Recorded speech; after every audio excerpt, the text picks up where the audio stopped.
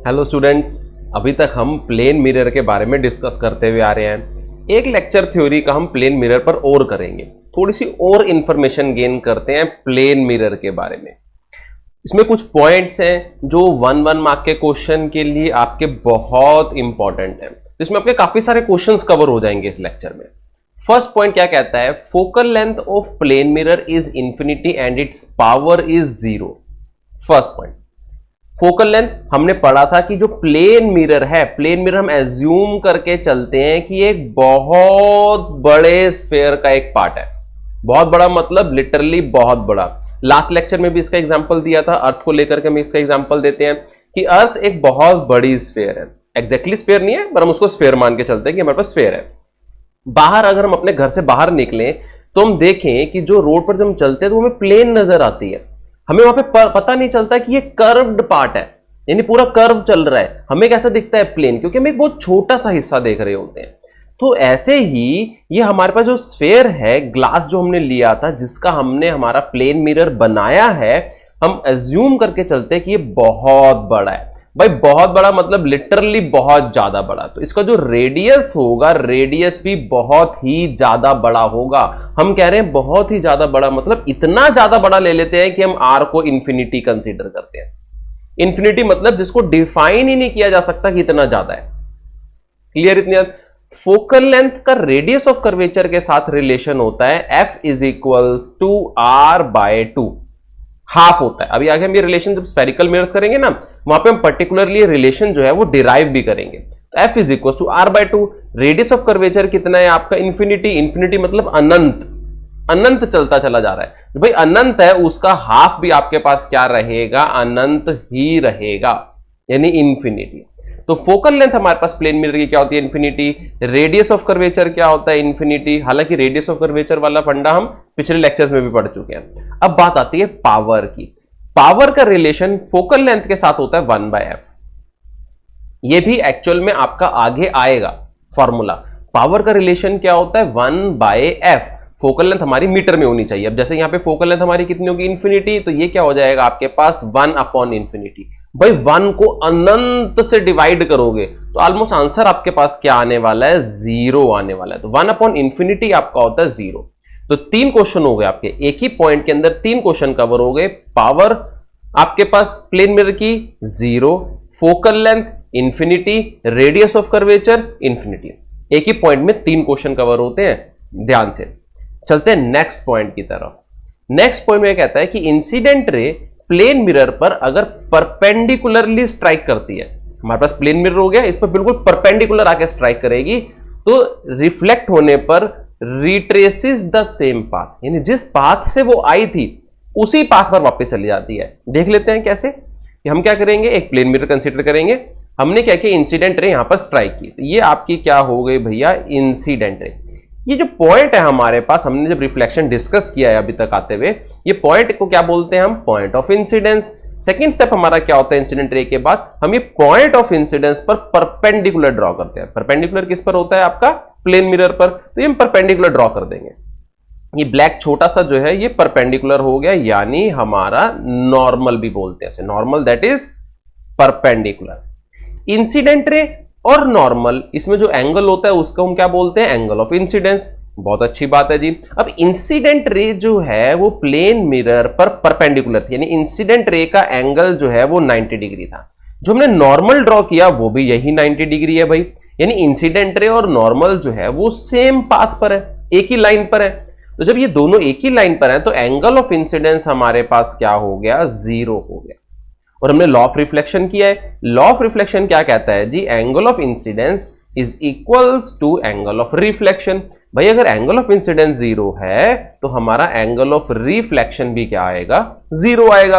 अब जब angle of reflection 0, इसका मतलब एंगल ऑफ रिफ्लेक्शन क्या था हमारे पास? कि हमारी रिफ्लेक्टेड रे नॉर्मल के साथ जो एंगल की फॉर्मेशन करती है, इसका मतलब रिफ्लेक्टेड रे इस नॉर्मल के साथ 0 एंगल की फॉर्मेशन करेगी। और रिफ्लेक्टेड रे किस तरफ जाती है, जिस मीडियम से इंसिडेंट रे आती है उसी मीडियम में वापस जाती है। भाई इंसिडेंट रे भी नॉर्मल के along, angle of incidence zero, तो रिफ्लेक्टेड रे का एंगल ऑफ रिफ्लेक्शन है वो भी जीरो है। इसका मतलब रिफ्लेक्टेड रे भी हमारी इसी नॉर्मल के अलोंग वापस जाएगी। अब नॉर्मल के अलोंग वापस जाएगी यार, वो तो इंसिडेंट रे वाला ही पाथ था। इसका मतलब उसी पाथ को, जिस पाथ से इंसिडेंट रे आई थी उसी पाथ को रिट्रेस करते हुए हमारी रिफ्लेक्टेड रे ऐसे ही वापस चली जाएगी। तो यही कह रहा है incident ray striking perpendicularly to plane mirror, यानी इंसिडेंट रे प्लेन मिरर पर जब परपेंडिकुलरली स्ट्राइक करती है ऑन रिफ्लेक्शन, रिफ्लेक्शन होने पर रिट्रेसेस द सेम पाथ, जिस रास्ते से आई थी एग्जैक्टली उसी पाथ को रिट्रेस करते हुए वापस चली जाती है। क्यों, ये हमने बताया आपको कैसे, क्योंकि उस केस में आपके पास एंगल ऑफ इंसिडेंस जीरो होगा तो एंगल ऑफ रिफ्लेक्शन भी जीरो होगा, तो पाथ आपका क्या होगा, इंसिडेंट रे और रिफ्लेक्टेड रे का सेम होगा, बस डायरेक्शन अपोजिट होगी। इंसिडेंट रे अगर राइट साइड जा रही है तो डायरेक्शन लेफ्ट साइड होगी रिफ्लेक्टेड रे की। ओके, सेकंड पॉइंट आपका। चलते हैं थर्ड पॉइंट की तरफ, यानी थर्ड क्वेश्चन की तरफ। कहते हैं relation between the relative velocities of mirror, mirror की वेलोसिटी बताइए, उसको हम डिनोट कर रहे हैं सपोज वीएम से, ऑब्जेक्ट की वेलोसिटी को डिनोट कर रहे हैं हम वीओ से, और इमेज की वेलोसिटी को हम डिनोट कर रहे हैं वी से। Can be given by VM is equal to VO plus V I by 2। ये रिलेशन है, इसके ऊपर क्वेश्चन मिलेंगे आपको। अच्छा अब देखो बड़े ध्यान से भाई, ये हमारे पास सपोज करो प्लेन मिरर है, इसे हम ऐसे डिनोट कर देते हैं प्लेन मिरर को। यहां पर हमारे पास ऑब्जेक्ट है, इसकी इमेज बिल्कुल इक्वल डिस्टेंस पर हमें पता है अंदर जो है वो इमेज बनेगी हमारे पास, ये आपके पास आई हो।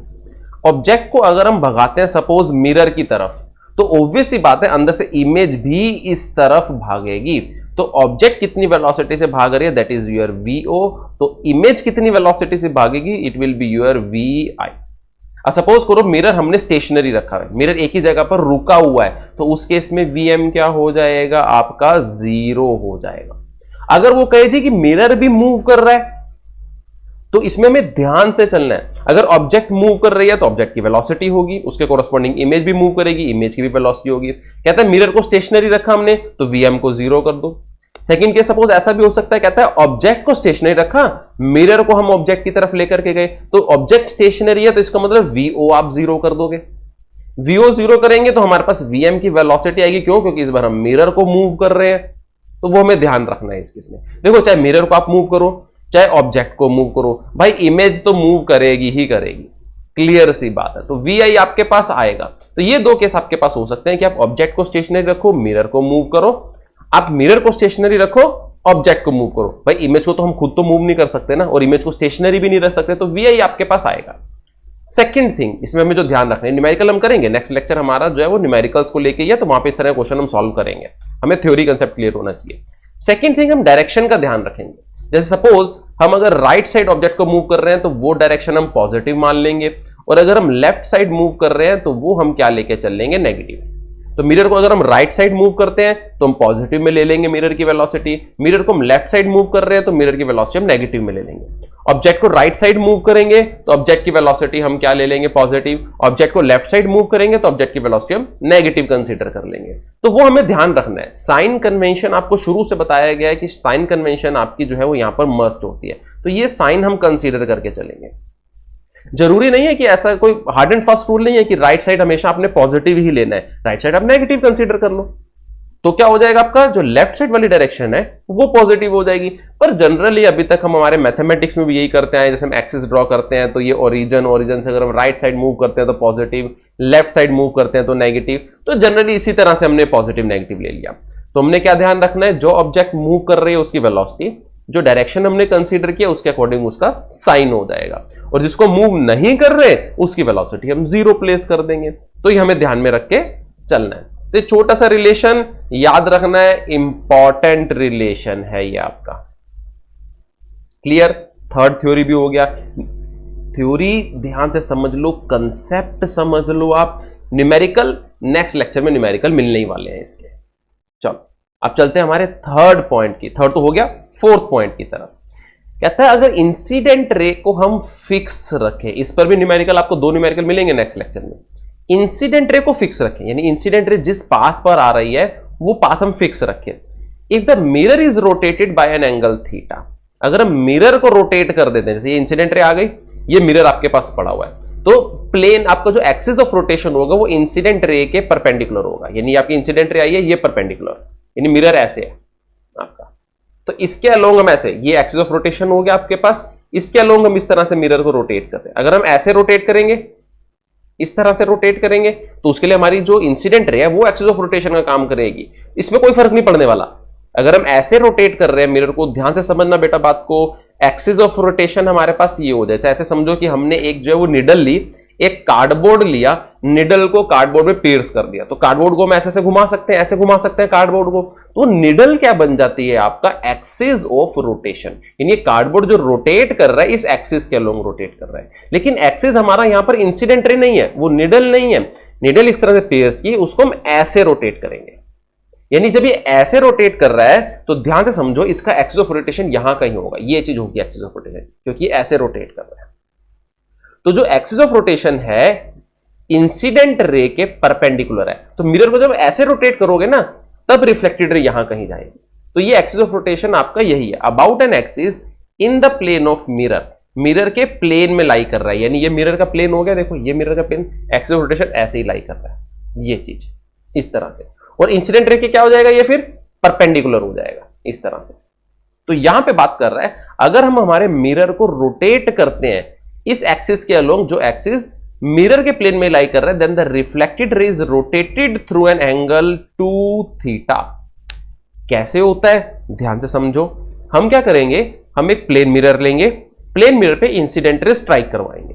अब इंसिडेंट स्ट्राइक करवाई हमने, कैसे स्ट्राइक करवाई, परपेंडिकुलरली स्ट्राइक करवाई, ध्यान से समझना, हमने इंसिडेंट रे कैसे स्ट्राइक करवाई, परपेंडिकुलरली। तो अभी हमने फर्स्ट केस किया था आपका, एंगल ऑफ इंसिडेंस यहां पर क्या होने वाला है, जीरो होने वाला है, परपेंडिकुलर हम ड्रॉ करेंगे, एंगल ऑफ इंसिडेंस जीरो, तो एंगल ऑफ रिफ्लेक्शन भी जीरो होगा, तो हमारी रिफ्लेक्टेड रे इंसिडेंट रे के पाथ पर ही मूव कर जाएगी। तो ये हमारी फर्स्ट रिफ्लेक्टेड रे है, R1 नाम दे देते हैं इसे। अब हम क्या करेंगे, ध्यान समझना बेटा, ये जो मिरर है इस मिरर को हम इस तरह से रोटेट करेंगे, ये मिरर हमने रोटेट कर दिया, कितने एंगल पर रोटेट किया, सपोज हमने मिरर जो है वो थीटा एंगल पर रोटेट किया, तो अब ये इंसिडेंट रे और नॉर्मल, इसमें एंगल क्या बन जाएगा, थीटा, यही चीज वो कह रहा है। On keeping the incident ray fix, इसकी जो हमारी रेड कलर की, ये रेड कलर की इंसिडेंट रे थी ना, वो अभी भी वही है, ब्लू हम इसलिए दिखा रहे हैं ताकि हम रेफरेंस शो कर सकें, इंसिडेंट रे अभी भी वही है, हमने क्या किया, बस मिरर को रोटेट किया बाय एन एंगल थीटा, तो अब ये एंगल थीटा आ गया आपके पास। पहले इंसिडेंट रे और नॉर्मल में एंगल कितना था, जीरो, रिफ्लेक्टेड रे भी हमारी क्या आ गई थी, जीरो एंगल पर। अब इंसिडेंट रे और नॉर्मल, ये रेड देखो, इंसिडेंट रे और नॉर्मल में एंगल कितना हो गया, थीटा, यानी एंगल ऑफ इंसिडेंस आपके पास इस बार क्या है, थीटा है एंगल ऑफ इंसिडेंस, तो एंगल ऑफ रिफ्लेक्शन भी क्या होगा आपके पास, थीटा होगा। तो इतने ही एंगल पर नॉर्मल से दूसरी तरफ यहां कहीं, अगर हम यहां से थीटा की फॉर्मेशन करेंगे, थीटा एंगल एक और, आपका क्या हो जाएगा, एंगल ऑफ रिफ्लेक्शन, ये एंगल ऑफ इंसिडेंस, ये एंगल ऑफ रिफ्लेक्शन, तो यहां से आपकी रिफ्लेक्टेड रे ऊपर चली गई। इतनी बात तो क्लियर हो गई। पहले केस में जब आपने मिरर को रोटेट नहीं किया था, मिरर फिक्स था पहले केस में, तो आपकी रिफ्लेक्टेड रे ये थी। अब जब आपने मिरर को थीटा एंगल पर रोटेट कर दिया, तो अब आपकी रिफ्लेक्टेड रे ये वाली है।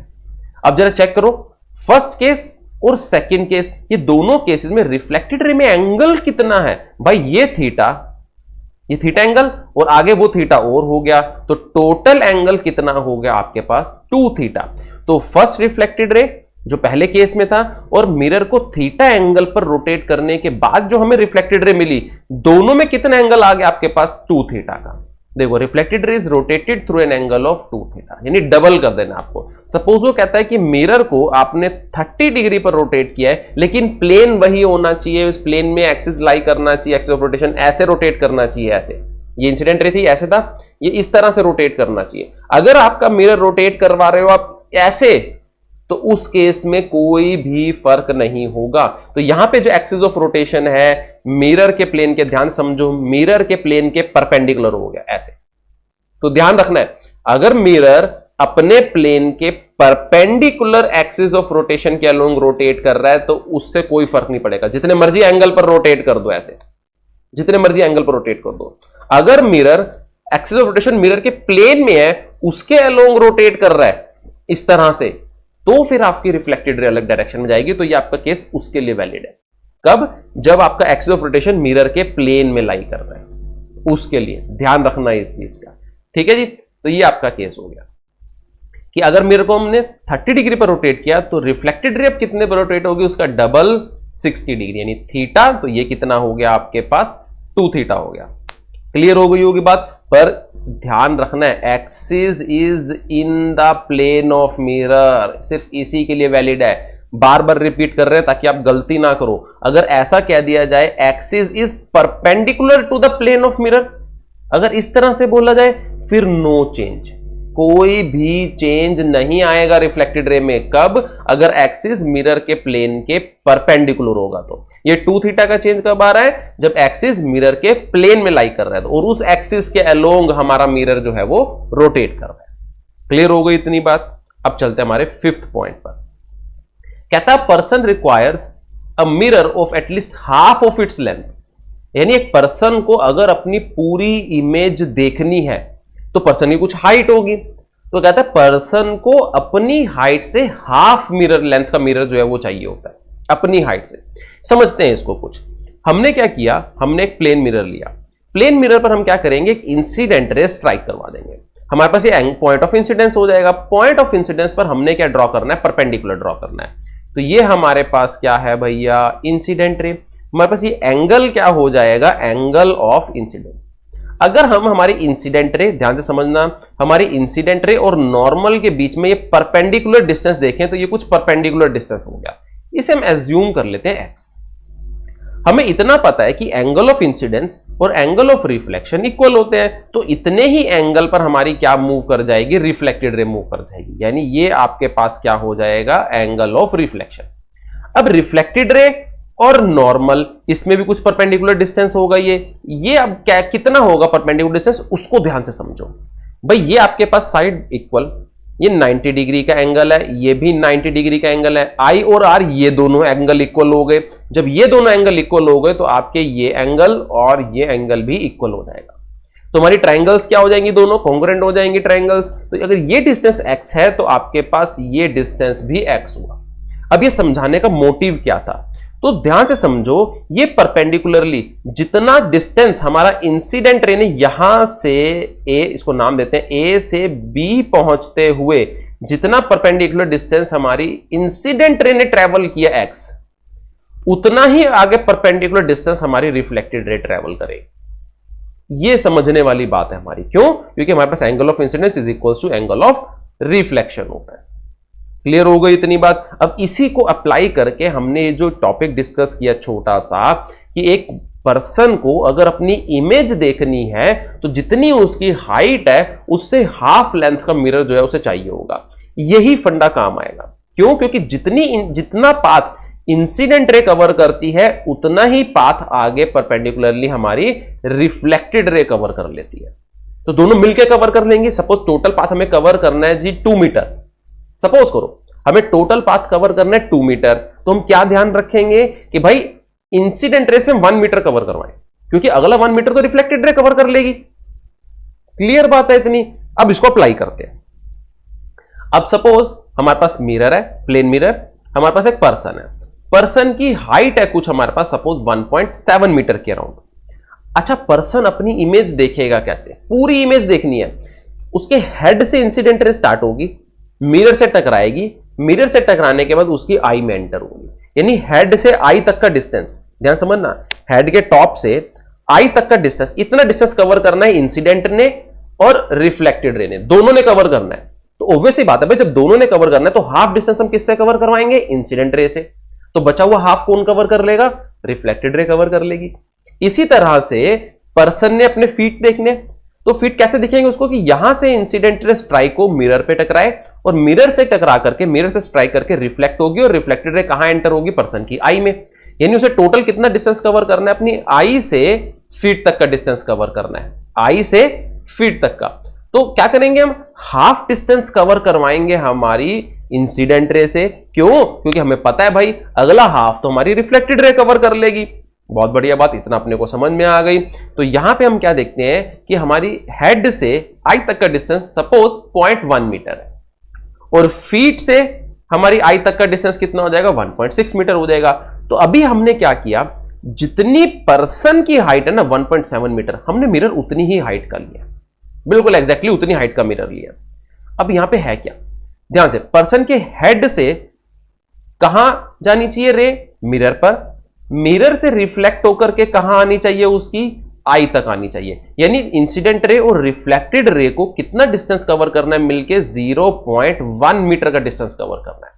तो भाई 0.5 मीटर 0.05 हो जाएगा आपके पास, 0.05 मीटर हम किससे कवर करवाएंगे, इंसिडेंट रे से।